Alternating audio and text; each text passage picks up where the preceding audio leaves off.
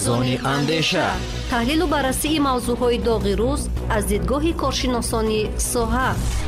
мизони андеша, барномаи таҳлилӣ танқидӣ дар радиои Фарҳанг бо зеваршоҳи Уктамшоҳ.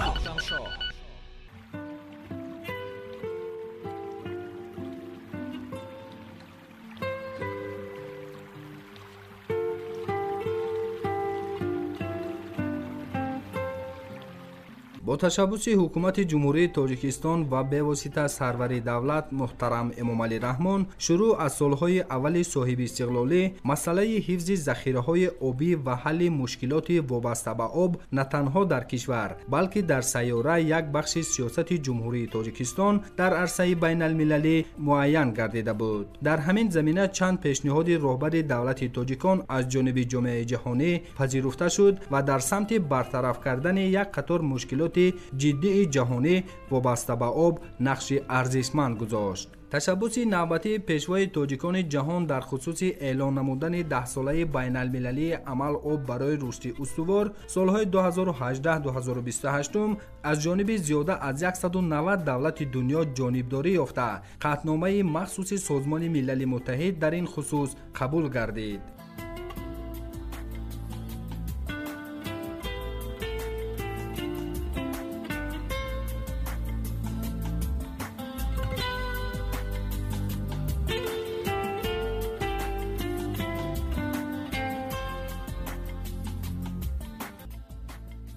مورد به ذکر است که استفاده بیشتر این نعمت بی‌بها یعنی آب در کشور عزیز ما تاجیکستان به ساحه کشاورزی راست می‌آید. از این رو استفاده برندگان آب را ضرور است که ثمراناک و با مقصد یعنی با طرز و اصول معاصر استفاده نمودن آب را در ساحه کشاورزی به راه مانند. وابسته به ثمراناک استفاده نمودن آب در ساحه کشاورزی مدیر کافدرای ملیراسیا تجدیدسازی و حفظ زمین دانشگاه اگراری تاجیکستان به نام شیرینشاه شاه تیمور شفقت پولاتوف چنین گفت: عموما اگر ما تحلیل نماییم ذخیره آبی جمهوری تاجیکستان خیلی هم زیاد است و از این مقداری که ذخیره آبی که در جمهوری تاجیکستان موجود است 90% اون در ساحه کشاورزی استفاده برده می شود. یعنی بیشتر ما آب رو برای پرورش زراعت کشاورزی استفاده میبریم و ما وقتی که نگاه مینماییم هنگام استفاده بر آب در ساحه کشاورزی بیشتر تلفیابی آب دیده می شود. یعنی وقتی که ما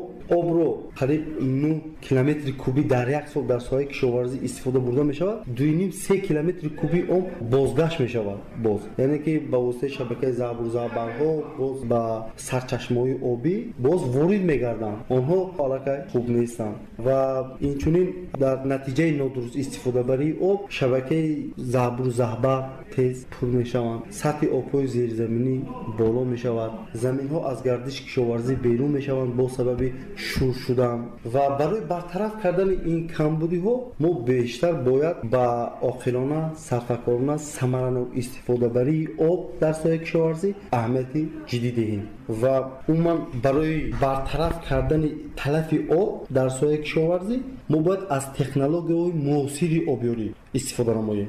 از آن جمله از سیستم آبیاری قطرگی، سیستم آبیاری آبپاشی، این طرزهای آبیاری موجودند که آنها آب را صرفه می‌نمایند، یعنی که به تلفیابی راه نمی‌دهند و ببینید که وقتی که ما طریق جویه پخته را آب می‌دهیم اگر تخمینا با یک هکتار ما 10,000 متر کوبی آب دهیم از همین مقدار قریب 3-4 در بعضی حالات 5,000 متر کوبی آب تلف می‌یابد، یعنی که تلفیابی در نتیجه پالایش به قبط‌های پایانی زمین، تلفیابی در نتیجه بخارشوی از سطح آب، تلفیابی در نتیجه پایان آبی مجبوری. وقتی که ما با سیستم آبیاری قطرگی می‌گذاریم قریب 50% آبیاری ما صرفه کرده می‌شود. تخمینا ما با یک هکتار پخته‌زار 3-4 تا 5,000 متر کوبی با یک هکتار می‌دهیم، یعنی که 50% آب رو ما چکار کردیم؟ صرفه کردیم و هنگام استفاده بری آبیاری قطرگی آب به واسطه به منطقه ریشه‌رانی رستنی میرسد، یعنی تلفیابی قریب که موجود نیست. талафёбӣ дар бухоршавӣ дида намешавад. талафёбӣ поёноби маҷбурӣ нест, полоиш ба қабатҳои поёнии замин нест. танҳо минтақаи решарони растаниро мо бо намӣ таъмин менамоем ва инчунин мо метавонем ки бо оби обёрӣ маълули ғизое ки ба растанӣ зарур аст онро омехта карда ҳамроҳ карда ба зироатҳои кишоварзӣ диҳем. яъне талафёбии нуриҳои минералӣ низ бартараф карда мешаванд. вақте ки мо ба воситаи ҷӯяк нуриҳои минералиро медиҳем, як миқдори онҳо бухор мешаванд, як миқдори онҳо шуста бурда мешаванд ва як миқдори онҳо аз ҷониби алафҳои бегона истифода бурда мешаванд. вақте ки мо ба воситаи обёри қатрагӣ медиҳем, аллакай самаранок истифодабарии нуриҳо низ баланд аст, ки дида мешавад.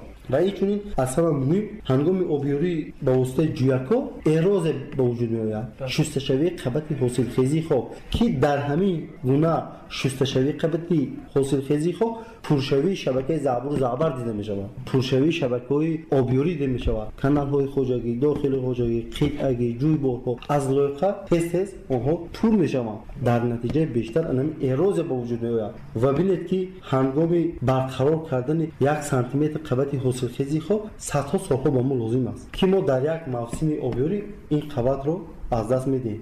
вақте ки мо ба технологияи муосири обёрӣ вақте ки назар афканем, системаи обёрӣ аз он ҷумла қатрагӣ, қабати ҳосилхезии хок эмин нигоҳ дошта мешавад, эрозия ба вуҷуд намеояд ва системаи обёрии обпӯшӣ низ мавҷуд аст. яъне ки ҳар як тарзҳои обёрии муосир ба як намуди зироат, ба як гурӯҳи зироатҳои кишоварзӣ хос мебошад. системаи обёрии қатрагиро мо бештар дар боғҳо истифода мебарем, яъне ки истифода намоем хубтару беҳтар аст. дар зироатҳои зичкишаванда аз он ҷумла мана ғалладонагӣ ё хӯроки чорво, юнучқа, агар мо системаи обёрии обпӯширо истифода барем, ин афзалтар аст, хубтару беҳтар аст. системаи обёрии обпӯшиён талафи оби обёриро бартараф менамояд, самаранок истифодабарии обро таъмин менамояд. барои ҳамин ман фикр менамоям ки мо бештар бояд ба технологияҳои муосири обёрӣ назар афканем.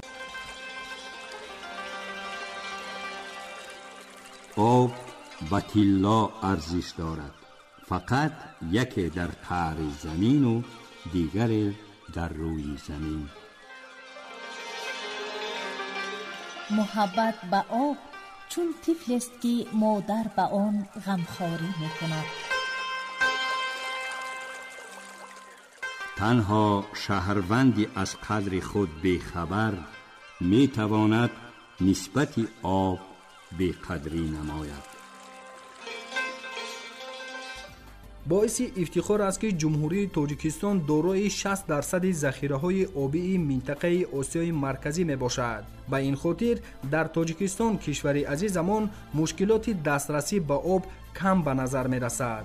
далели ин гуфта дар он аст ки тоҷикистон дар радифи дигар давлатҳо ки аз нарасидани оби тозаи ошомиданӣ танқисӣ мекашанд бо ҳар роҳу восита ба об дастрасӣ дошта, махсусан дар соҳаи кишоварзӣ мушкилоти беобӣ кам ба назар мерасад. ҳамсӯҳбатамон Шавкат Пулатов, мудири кафедраи мелиоратсия, таҷдидсозӣ ва ҳифзи замини донишгоҳи аграрии Тоҷикистон ба номи Ширин Шоҳ Темур дар идомаи суҳбати худ қайд намуд ки агар мо ҳар қадар обёриро дар соҳаи кишоварзӣ ба таври муосир ва бо истифода аз системаҳои обёрии қатрагӣ ба роҳ монем, ҳамон қадар дар самти самаранок истифода намудани об саҳм мегузорем ва дар ин баробар ҳосили дилхоҳ ба даст меорем. тавре мавсуф дар ин маврид афзуд: албатта тибқи маълумотҳои мавҷуда имрӯз дар ҳудуди ҷумҳурии Тоҷикистон умуман аз масоаде ки мавҷуд аст тибқи омор масалан 762,000 гектар мо заминҳои обӣ дар ҷумҳурии Тоҷикистон мавҷуд аст. тибқи маълумоти фонди замини ҷумҳурии Тоҷикистон ба ҳолати 1 январи соли 2020 аз ҳамин миқдор қариб 98%, 99% он бо тариқи системаи обёрии хуҷҷорӣ, бо тариқи обёрии ҷӯякӣ обёрӣ карда мешавад ва ба як миқдори кам системаи обёрии қатрагӣ ва обпӯшӣ истифода бурда мешавад. бештар мо системаи обёрии қатрагиро дар гармхонаҳо истифода намуда истодаем.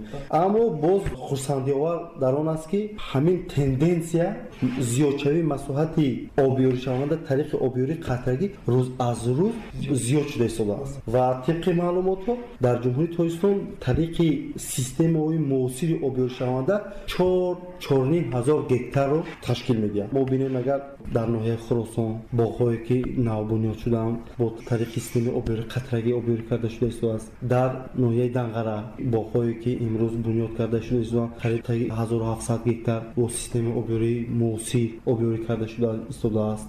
Дар ноҳияи Ҷайҳун, Водии Зарин, дар Қарадун системаи обёрии қатрагӣ ва системаи обёрии обпошӣ низ ҷорӣ шуда истоданд дар масоҳатҳои калон. Умуман дар бештари ноҳияҳо мо имрӯз мебинем системаи обёрии қатрагӣ, аммо дар масоҳатҳои хурд дар гармхонаҳо истифода шуда истоданд. Умуман системаи обёрии муосир дар нашъунамои зиёратҳои кишоварзӣ афзалиятҳои хубе дорад. Албатта таҷрибаҳо нишон медиҳанд ки агар мо аз меъёри обёрӣ 20% кам диҳем ба ҳосилнокии зиёратҳои кишоварзӣ то 10% таъсир мерасонад. Яъне ки ба пасшавии ҳосилнокии зиёратҳои кишоварзӣ 10% кам менамояд. Агар аз меъёр мо 40% кам диҳем, аллакай ба ҳосилнокӣ 25-30% пас менамояд ҳосилнокиро. Яъне ки вақте ки мо ба системаи обёрии қатрагӣ ё обпошӣ обро медиҳем, муҳлати обониҳо хурд аст, кам аст. Яъне бинед ки ба воситаи системаи обёрии қатрагӣ мо баъд аз 2-3 рӯз об медиҳем. Дар системаи обёрии худҷорӣ ба воситаи ҷӯяк бошад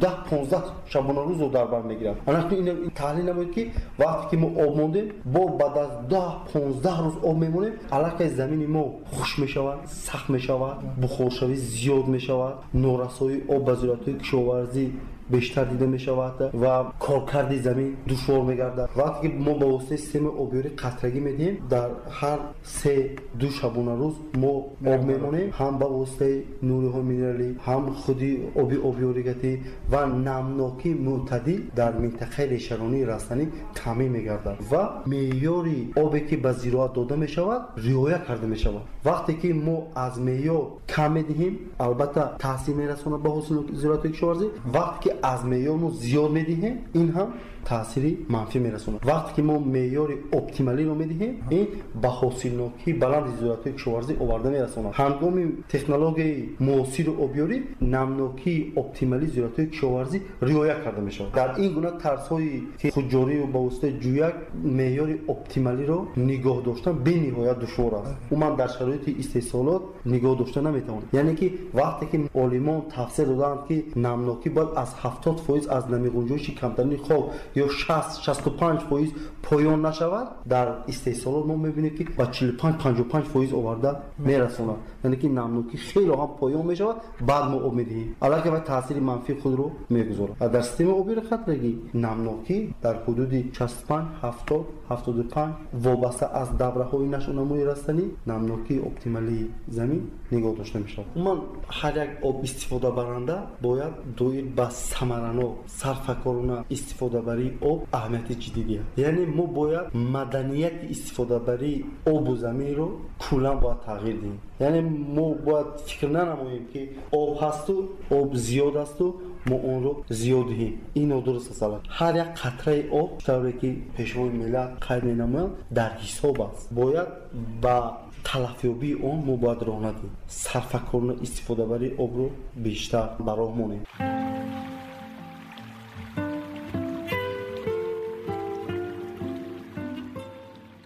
دریاب که ما زاده سیاره آبیم، در روی زمینیم ولی پاره آبیم. آب و گل ما بافته خواهش دریاست، توحیدگری مجمعه باره آبیم. از بس که بلندیم و زلالیم و گوهرناک، در عالم دریا همه استاره آبیم.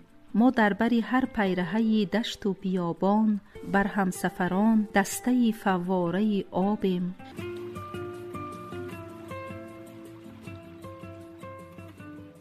شنوندگان گرامی، واقعا تغییریابی اقلیم، کم شدن مساحت زمین‌های کارم و سال از سال زیادشوی اهالی زمین طی سال‌های اخیر تمام ساکنان سیاره را به تشویش آورده است. تغییریابی اقلیم مخصوصاً کار کشاورزان را دشوار کرده در این سمت مانعه‌های زیاد ایجاد می‌نماید. مثلا در موسم از حد زیاد گرم شدن و بیشتر گردیدن طلبات به آب در نتیجه خشک شدن زراعت‌های کشت شده بسیار به نظر می‌رسد. ثمراناک و موافق معیار استفاده برای آبیاری شونده در ساحه کشاورزی در سمت ذخیره آبی نقش اساسی داشته، همزمان برای به دست آوردن حاصل دلخواه نیز تأثیر می‌گذارد. باید تذکر داد که تشکیل به حسابگیری استفاده آب در ساحه کشاورزی و دیگر ساحه‌ها قدم اولین برای استفاده آب میباشد.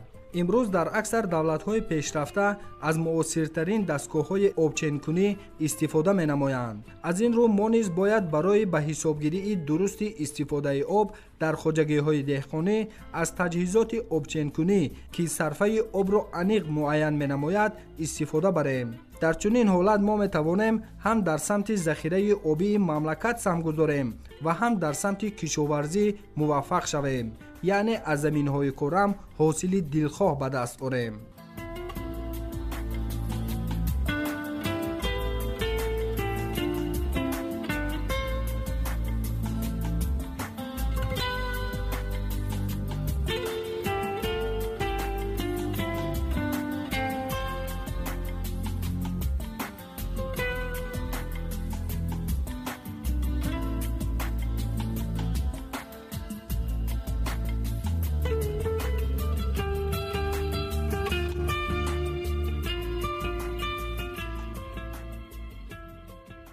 باعث تذکر است که آب اساس حیات انسان بوده. پیشرفت و رشد جامعه جهان را بدون آن تصور کردن غیر امکان است.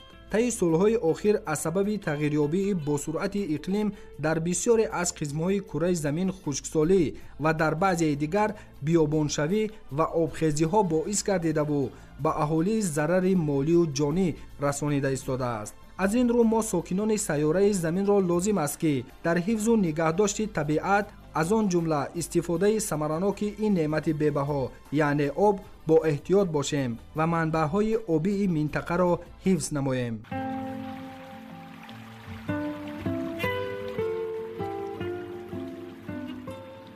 شنوندگان عزیز، اینجا برنامه ما به فرجام می‌رسد. برنامه‌های دیگری رادیو فرهنگ ادامه دارد. در بند و بست برنامه پای خدمت شما بودیم. محرر و راوی زیورشاهی اکتمشاه، کارگردان موجیگل یوسفووا.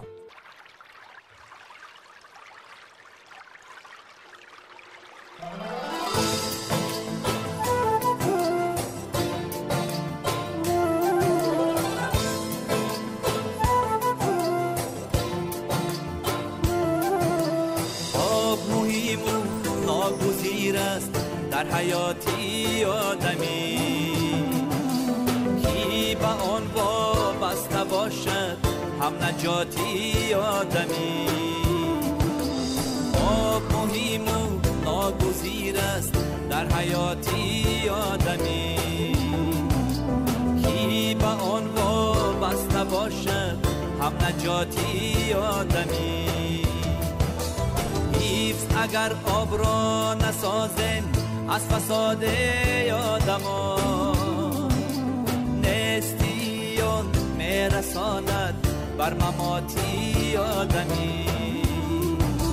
حفظ اگر آب را نسازیم از فساد آدمان، نیستیان میرساند بر مماتی آدمی.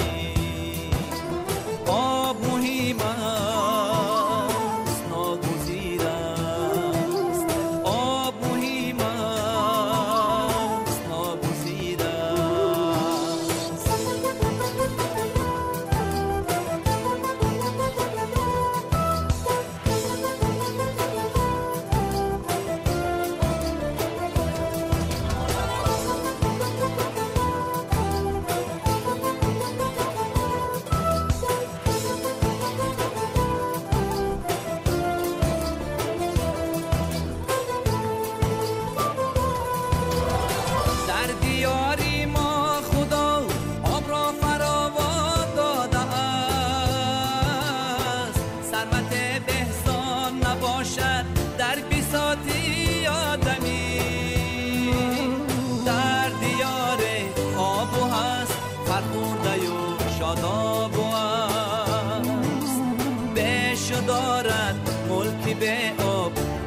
مشکلاتی آدمی. های در دیار آب و هست فرخنده و شاداب و هست، به شدارت ملکی به آب مشکلاتی آدمی. آب مهم است ناگزیر است.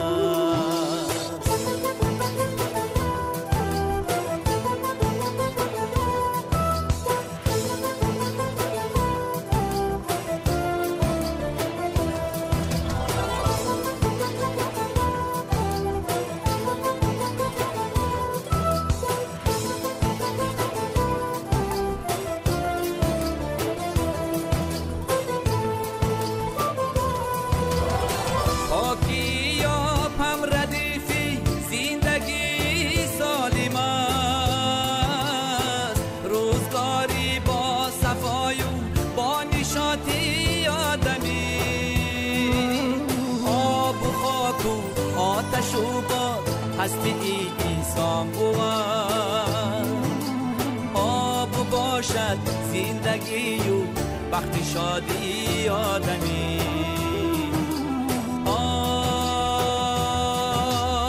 آب و خاک و آتش و باد هستی انسان بود.